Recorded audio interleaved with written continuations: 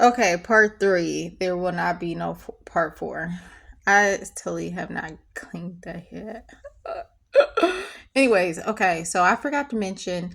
So the total guys that I dated or was just having fun with were only like 10 total. Okay, and two of those guys I forgot to mention were just having fun with. They were very popular on Facebook. They weren't strangers.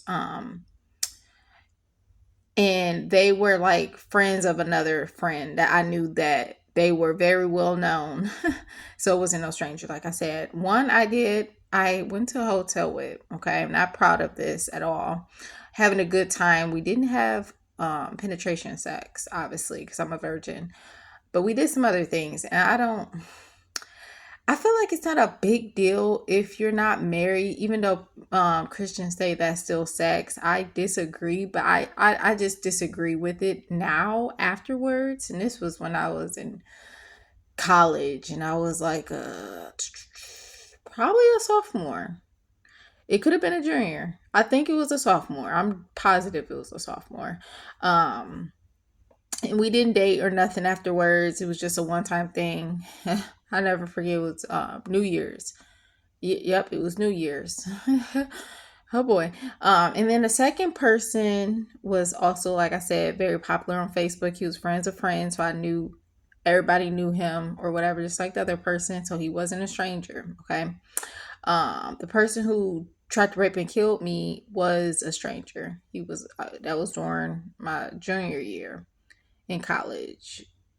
Yeah, or like the end of my sophomore year, something like that.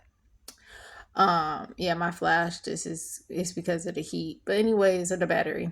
But anyways, with this guy, we kissed, made out, we wasn't dating just like the other guy. Um, it was just having a good time. I didn't do anything with this person. Um, I think I was like grinding on him or something with clothes on, and he wanted to actually like do more and probably have sex, and I was like not for it. And yeah, he told me, well, let's go. I'll drop you off. I was like, dang. But anyways, I'm just glad that I never gave up penetration sex and gave up my virginity, because I think it's a very special thing, and I regret and like ask for forgiveness about the other stuff, because I feel like you shouldn't do that unless you're married as well. And like I said, it's not a big deal, and I feel like if you're not religious, you know it's not a big deal to wait for sex until you're married. But like as a Christian and a more religious person now, I honestly feel like even the other stuff you shouldn't do until you're married, because you still giving up stuff.